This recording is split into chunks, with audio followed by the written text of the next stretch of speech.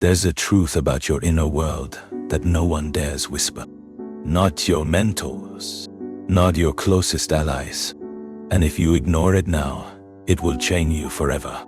You are told to conquer the world, to master your circumstances, to seize control. You chase external validations, the corner office, the perfect relationship, the curated online persona. But I tell you with brutal honesty, you are a stranger in your own house, a general who has never truly scouted his own battleground. You believe you steer your fate, yet you are often a mere puppet, dancing to unseen strings, pulled by forces within you that you refuse to name, forces that operate in the dark, shaping your fears, dictating your desires, and ultimately ensuring. This isn't about external enemies or market crashes. This is about the internal adversaries, the unseen currents that drag you off course, the shadow that silently dictates your choices. This is the dark mirror you've been afraid to look into, and today we shatter it. The illusion of absolute control is a comforting lie, a sweet poison we willingly swallow. We build gilded cages of achievement and acquisition, believing they will shield us from the storm. But what truly unravels us, what truly makes us stumble, isn't merely the market crash or the betrayal of a friend.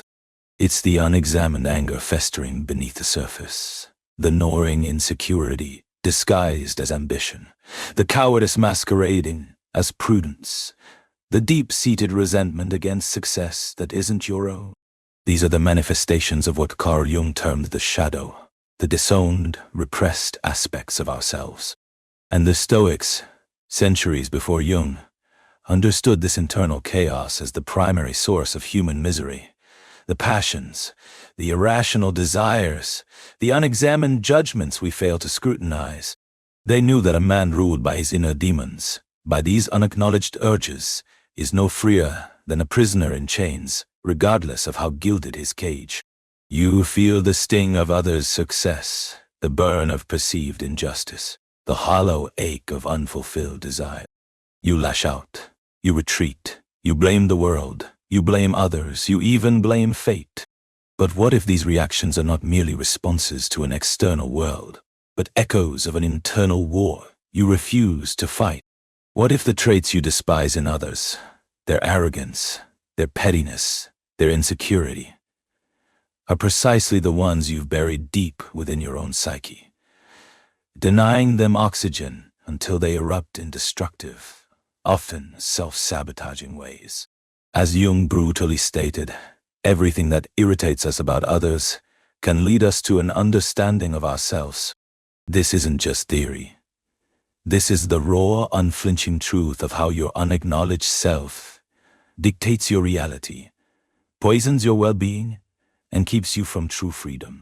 You are bound, not by physical chains, but by the invisible fetters of your own unconscious.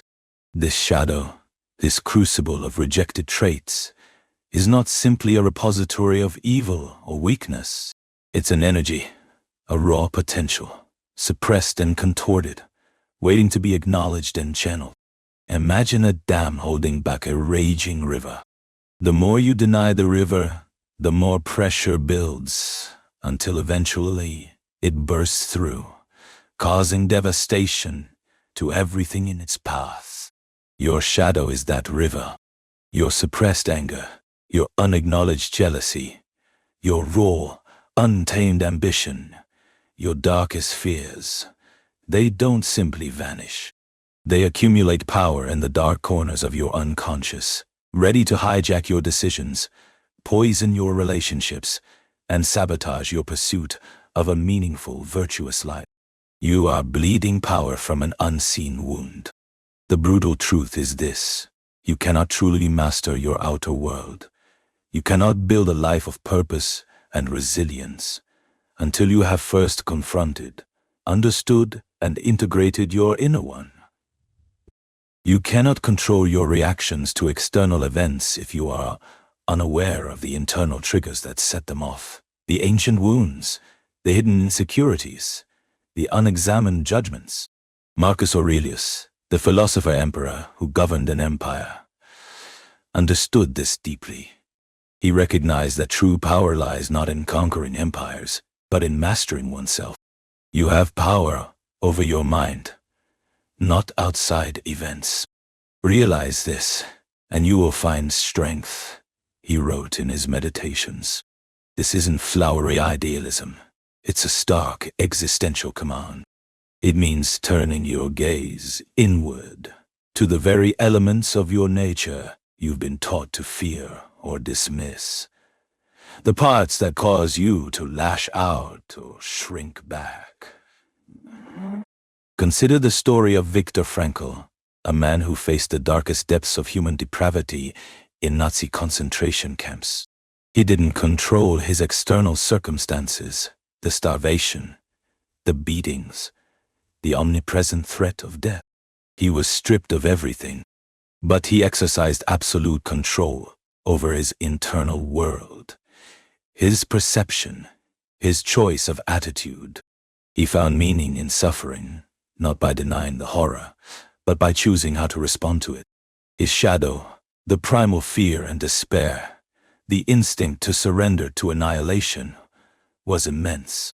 But he chose not to be consumed by it. He consciously observed it, acknowledged it, and then relentlessly sought purpose beyond it. That, my friend, is true Stoic resilience in the face of the ultimate darkness. He integrated his shadow not by succumbing to it, but by finding a higher meaning despite its existence. So, how do you begin this journey into your own inner abyss, without being swallowed whole? This is where the wisdom of the Stoics converges with the insights of Jung, forming a powerful, unyielding path. It starts with the bedrock of Stoic philosophy, the dichotomy of control. You cannot control the existence of your shadow. The innate human capacity for rage, envy, fear, lust, or insecurity. These are part of the human condition, an inescapable aspect of your nature, a primal energy, that is. But you absolutely can control your judgment of these traits, your response to their whispers, and your choice to integrate them rather than letting them fester and destroy you from within. You cannot erase the shadow, but you can learn to wield its power. This is not about becoming good or light, by denying the bad or dark. That's a fool's errand, a path to deeper repression and eventual explosion. It's about recognizing that the impulses, fears, and suppressed desires within you are raw materials, primal forces. They are neither inherently good nor evil until your conscious mind, your reason, your Stoic prohairesis, your faculty of choice, applies judgment and decides how to direct that energy. A strong current can drown you, or it can power a mill, generating immense value.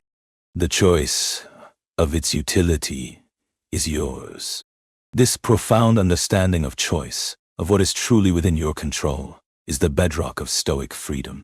It's the difference between being its slave and its master. The first tool in your arsenal for this internal battle is Premeditatio Malorum, the premeditation of evils.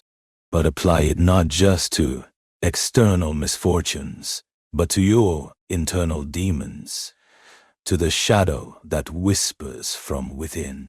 What are the darkest parts of your potential?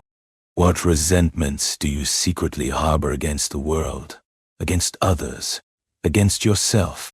What destructive impulses, what raw envy or unchecked ego lurk beneath your polite facade, waiting for the opportune moment to strike? Actively anticipate their emergence, not to wallow in self-condemnation, but to disarm them.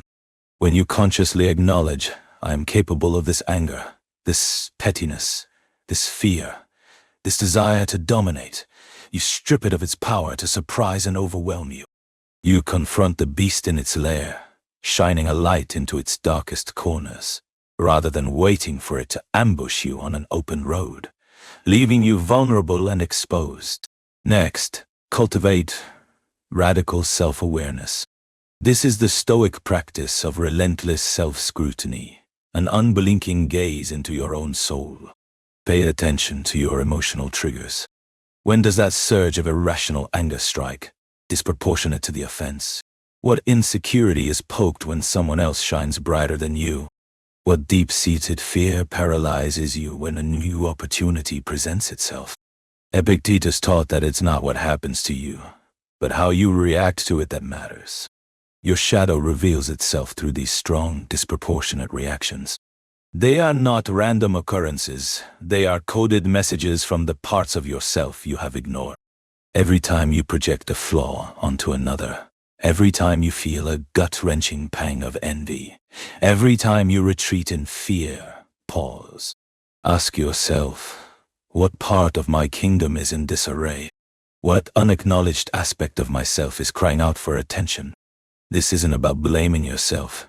It's about reclaiming autonomy, about understanding the terrain of your own inner battlefield. Journaling, as Jung advised, becomes a powerful Stoic exercise in this context. It's not just a diary. It's a battle log, a war room for your psyche. Write down your dreams, your disproportionate reactions, your secret resentments, your hidden ambitions. But then, analyze them through a Stoic lens. Ask, is this emotion, this thought, this desire within my control? What judgment am I making here that is causing me distress? What virtue is being challenged or denied by this internal chaos? Engage in a dialogue with your shadow on paper. Why do you feel this rage? What are you trying to protect? What truth are you desperate for me to acknowledge? This transforms vague dread into tangible understanding, allowing you to re-educate your passions, to bring them into alignment with reason, rather than merely suppress them until they burst forth destructively. This is how you reclaim the lost territory of your mind. The integration of your shadow isn't about embracing destructive behavior. It's about accepting the potential for it, recognizing its raw energy, and then consciously choosing a virtuous path. It's the difference between being blindly driven by your desires, being a slave to your impulses, and wisely guiding them towards a higher purpose. Seneca wisely stated, every new beginning comes from some other beginning's end. This means allowing the illusion of your perfect, flawless self to die, to crumble, so that a more robust, honest, and truly virtuous self can emerge from the ashes. It's an act of courage, an act of creation, to face the ugliness and find the beauty within. This path leads to an unshakable inner fortress, a citadel of the mind impervious to the slings and arrows of fortune. When you understand your own capacity for darkness, your own potential for vice, you become less susceptible to external provocations. You're no longer surprised by human malice or weakness in others because you've stared into your own. This cultivates profound compassion, not a saccharine sentimentality that excuses all, but a deep, grounded understanding of the universal human struggle, the shared internal battles we all face. You realize that everyone, from the tyrant to the saint, carries this internal battle within them. This insight is what allows you to practice amor fati not just for external events, but for the entirety of your internal landscape, dark and light alike. You learn to love all that makes you, you. When you embrace your shadow, you reclaim enormous amounts of wasted energy. The energy spent hiding, denying, repressing, or fighting these parts of yourself is liberated, becoming potent fuel for genuine creativity, deeper connection, and unwavering purpose. Your suppressed anger, once a source of bitter resentment, can transform into a burning drive for justice, a righteous indignation against actual wrong. Your hidden desire for validation, once a crippling vulnerability, can become the passion that fuels your authentic voice, compelling you to speak your truth, to lead, to create. This is not mere self-improvement. This is the forging of an unyielding spirit. This is the definition of true self-mastery, where your inner demons become your disciplined allies, their raw power now directed by your reason and virtue. This profound journey of confronting your internal darkness and integrating it not only transforms you but reverberates outward into the world. When you stop projecting your unresolved issues onto others, when you stop being a source of unconscious chaos, you become a catalyst for peace, for understanding, for true leadership. You build an inner citadel so strong that external chaos cannot penetrate its walls, and from that strength, you can truly contribute to the collective good. This is the legacy of the Stoic sages, men who faced unimaginable challenges, political turmoil, personal loss, exile, by first conquering their internal landscapes, forging themselves into unshakable beacons of virtue and reason. So, I challenge you, stop running from yourself. Stop avoiding the quiet whispers and the roaring demons within. Look inward, not for fleeting comfort, but for unflinching truth.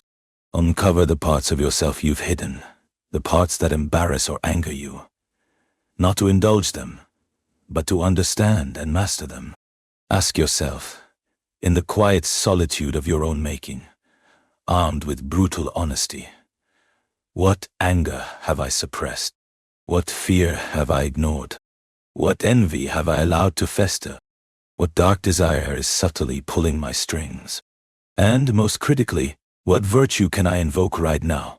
Courage, temperance, justice, wisdom, to transform this darkness into strength, to bring this shadow into the light of reason.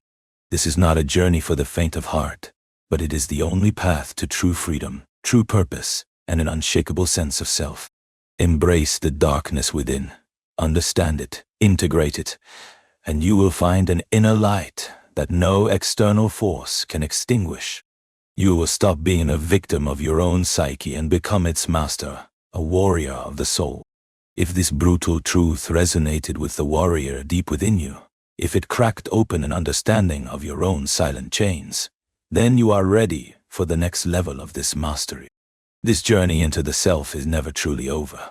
In our next video, we will delve deeper into the Stoic art of negative visualization, how to weaponize adversity and the specter of loss to forge an unbreakable mind. Don't just face the dark. Learn to wield it, to transmute its very essence into strength. Subscribe to Miradox Human and prepare for the ongoing battle ahead.